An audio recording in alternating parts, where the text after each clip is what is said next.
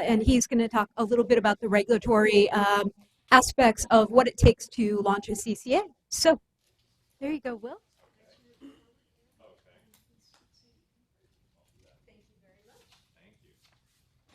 Okay. Thank you guys so much for having me. I'm happy to be here and tell you a little bit about kind of the nuts and bolts of how somebody in the energy division looks at CCAs and what we do to work as a partner with the IOUs and the CCAs to make sure it's a successful implementation and help hammer out any issues. But as a quick disclaimer, as opposed to my colleague Joe Como, who spoke earlier from the Office of Ratepayer Advocates, I'm on the advisory side, so we advise the commissioners, and officially we're not here to encourage you or discourage you one way or the other from joining a CCA, but if you do choose to do so, we'll be here as a resource and a willing partner. So with that in mind, I think most folks know what a CCA is, but I found this definition from Wikipedia rather helpful because it also describes some of the other states that have adopted this, and it just mentions that it's a way for a city or a county to aggregate their buying power in order to secure alternative energy supply contracts on a community-wide basis. So that's helpful to note. Often the goal is to get more local control over your utility.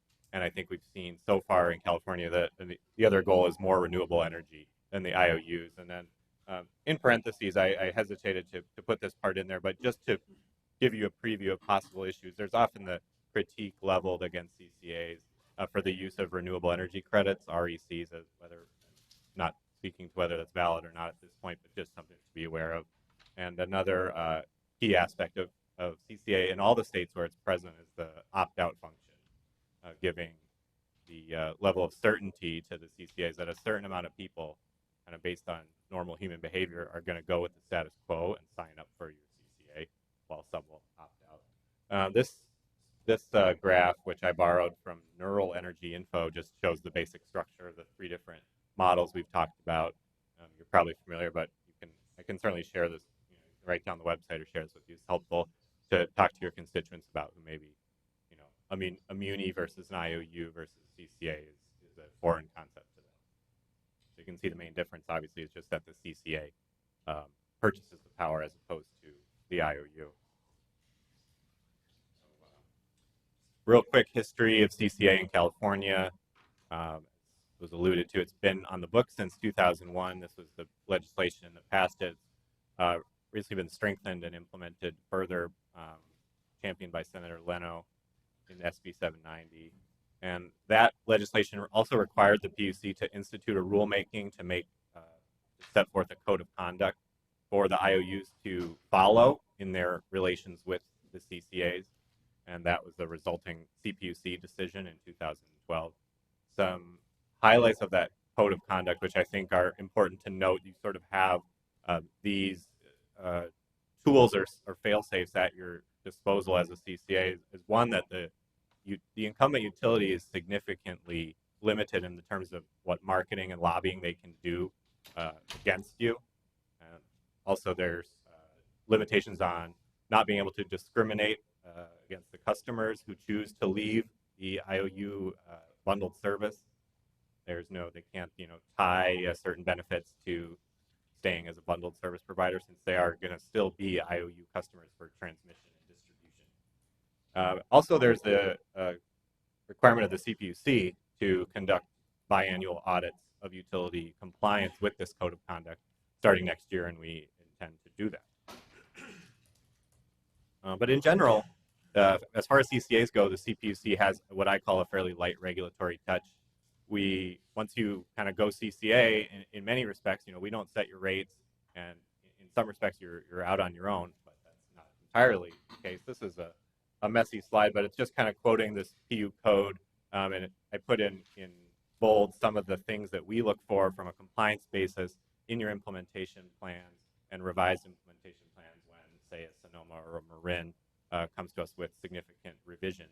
So organizational structure, rate setting, process for entering and terminating agreements, and importantly, the description of the third parties that will be supplying electricity. We as staff have to do our due diligence and make sure that we're comfortable that this is, you guys are set up for success before we set you loose into the world.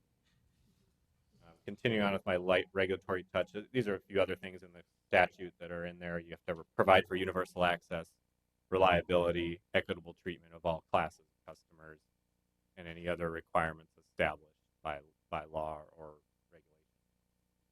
Yeah, that's just the citation. So yeah, 366.2 of the PU code, if you're just wanting to get a lay of the land, you can peruse that, and it's got it all. Okay. The next step after we approve your implementation plan is a registration packet, and it's pretty simple. We need to see the service agreement that you'll enter into with the incumbent utility. We have pre-approved service agreements that you can sign, or you can create your own, but if you create your own, it creates a new level of regulatory review and actually requires a resolution and commission approval. So one tip is to use the pre-approved service agreements. And then evidence of insurance, self-insurance, or bond. I think they've interpreted that in resolution to be a bond. And there's an interim bond amount fixed of $100,000 that needs to be deposited with the CPUC, and that's to, basically create a fail-safe for, potential reentry. Basically, the main one. All these are written. Penalties and errors and forecasting are written in the statute, but in practicality, it's to compensate those customers who, if your CCA goes badly, which we hope it doesn't, to have those folks re-enter into the incumbent utility. There's CPUC decision and resolution that are on point. Existing CCAs, I put existing in parentheses because for us, existing means that they filed an implementation plan and we've either approved it or are near to doing that. So this is just a background. Of course, Marin and Sonoma, that we have Clean Power on the bottom that we mentioned, but there's also the San Joaquin Valley Power Authority, which is another one that never got off the ground, largely, I believe, in part to some of PG&E's marketing efforts prior to the code of conduct existing, which prevented that.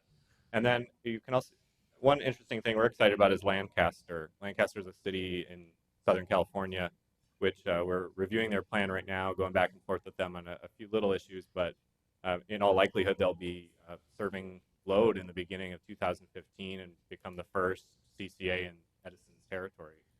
So something else to keep your eye on, and another party to loop in with. We do still have a role, though, despite our regulatory touch, and one of those important ones for the CCAs is we're obliged by state law to proactively expedite any complaints that CCAs bring to us about their treatment by the IOUs, be it billing or marketing or data access, one of those.